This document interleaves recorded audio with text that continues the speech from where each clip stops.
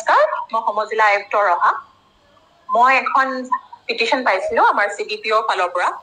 এটি গড়মূৰ ৰহাৰ যোনটো অংগনবাদী চেণ্টাৰ আছে, তাৰে আৰতি মেধি বুলি এগৰাকী ৱৰ্কাৰ আছে তাত। তেখেতৰ বিৰুদ্ধে কিছুমান আমাৰ কমপ্লেইন পাইছিলো যে তেওঁ অংগনবাদী চেণ্টাৰটোত নিয়ম অনুযায়ী যিখিনি কাগজ পাতি বহি ৰাখিব লাগে, ব্লেকবোৰ্ড ৰাখিব লাগে, সেইখিনি তেওঁ ৰখা হোৱা নাছিলে। আৰু লগতে তেনেকুৱা ধৰণৰ বহুখিনি বেমেজালি পোৱাৰ বাবে আমাৰ CDPO ৰহাই আমাক এখন এপ্লিকেশ্যন দৰখাস্ত দিছিলে। আৰু সেইদিনাখনে আমি এটা ভিডিঅ' ক্লিপিঙো পালো, ৰাতিকে আমি দেখিলো। আৰু সেই মৰ্মে মোক আমাৰ DC ছাৰে, অনাৰেবল DC ছাৰে এটা ইনকুৱাৰী কৰিবলৈ অনুৰোধ জনাইছিলে। আৰু সেই মৰ্মে 3 তাৰিখে মই সেই অংগনবাদী চেণ্টাৰটোত ইনকুৱাৰী কৰিবলৈ গলো। আৰু আৰতি মেধি অংগনবাদী ৱৰ্কাৰ তেখেত তাতে উপস্থিত আছিলে। আৰু একদম আৰম্ভণিৰ পৰাই তেখেতে আমাৰ লগত যিখিনি সহায় সহযোগিতা আগবঢ়াব লাগে এজ এন এনকুৱাৰী অফিচাৰ, তেখেতে আগবঢ়োৱা নাছিলে। তেখেতৰ ব্যৱহাৰ খুবেই বেয়া আছিলে, খুব দুৰ্ব্যৱহাৰ কৰিলে, কিছুমান মোক ক'ব নলগা কথাও তেখেতে ক'লে। আৰু আচৰণটো খুব বেয়া আছিলে, ভাবুকিও তেখেতে দিছিলে। আৰু অৱশেষত যেতিয়া আমি বহুখিনি বেমেজালি পালো, তাৰ পৰা ওলাই আহিব বিচৰাটো তেখেতে আমাক বাধা দিছিলে বা প্ৰচেষ্টা দিছিলে, ওলাই যাব নোৱাৰে, কাৰোবাক ফোন কৰা নিচিনাও কৰিছিলে। গতিকে এই গোটেইখিনি খেলি মেলি আমি দেখিলো এনকুৱাৰীটোত। আৰু তেখেতে যিহেতু যোনটো ডিপাৰ্টমেণ্টেল প্ৰচিজিং বা ডিপাৰ্টমেণ্টৰ যোনখিনি নিয়ম তেওঁ পালন কৰা নাই, তেওঁ এই গোটেই কথাখিনি যেনেকে তেওঁৰ অথৰিটিক জনাব লাগিছিলে, সেই অথৰিটিক তেওঁ কথাখিনি তেওঁ জনোৱা নাই। সেই বস্তুখিনি আমি খেলি মেলি পালো। তাৰ বাবে বাৰু আমি যি কৰিব লাগে সেইটো চাই আছো, কি কৰিব পৰা যায়। আৰু এই গোটেই প্ৰচেছটোত আমি বেমেজালি যিখিনি পালো সেইখিনি আমি হয়, সেই কথাটোত মই ক'ব বিচাৰো, যেতিয়া আমি এনকুৱাৰী কৰি আছিলো, আমাৰ আৰতি মেধিৰ বাইদেউ গৰাকীৰ যিখিনি আচৰণ আছিলে, অংগনবাদী ৱৰ্কাৰ বহুতো বেয়া আচৰণ আছিলে।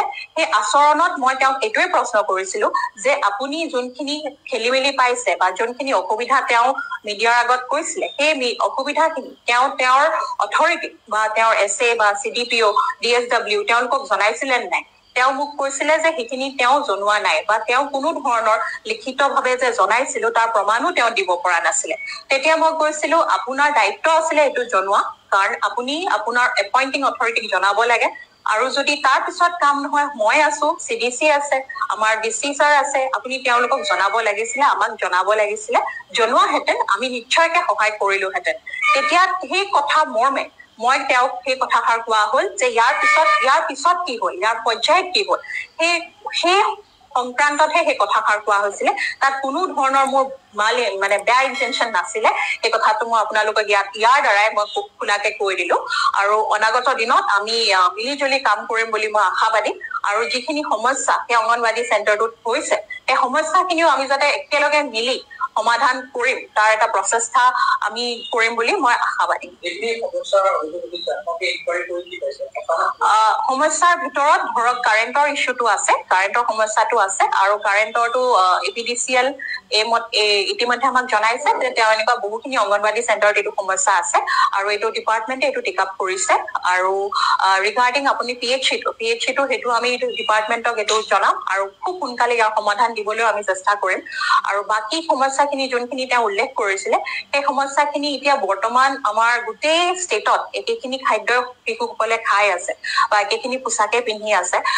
ৰহাৰ চেণ্টাৰৰ আণ্ডাৰত 448 অংগনবাদী চেণ্টাৰত বাকী শিশুসকলে সেইখিনিকে খাই আছে বা সেইখিনি পোছাকে পিন্ধি আছে।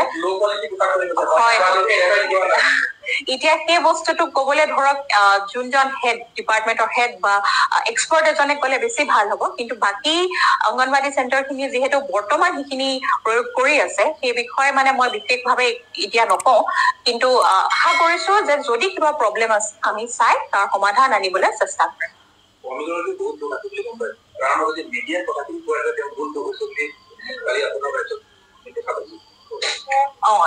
এইটো কাৰণে কোৱা হৈছে, এজন গভৰ্ণমেণ্টত যেতিয়া এপইণ্ট কৰে এগৰাকী ৱৰ্কাৰ, তেখেতৰ কিছুমান দায়িত্ব আছে, কিছুমান নিয়ম আছে। সেই দায়িত্বৰ নিয়মটো তেওঁ পালন কৰিব লাগিছিলে। তেওঁ হয়তো সেইটো অৱগত আছিল নে নাছিল সেইটো মই গম নাপাওঁ।